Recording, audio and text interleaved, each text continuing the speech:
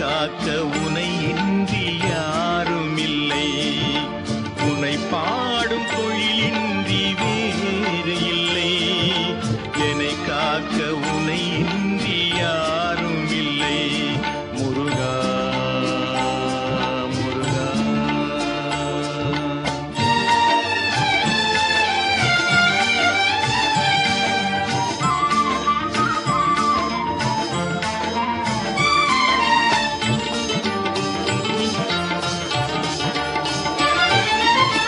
கற்பனையில் வருகின்ற சொற்பதமே அன்பு, கருணையில் உருவான அற்புதமே. கற்பனையில் வருகின்ற சொற்பதமே அன்பு, கருணையில் உருவான அற்புதமே.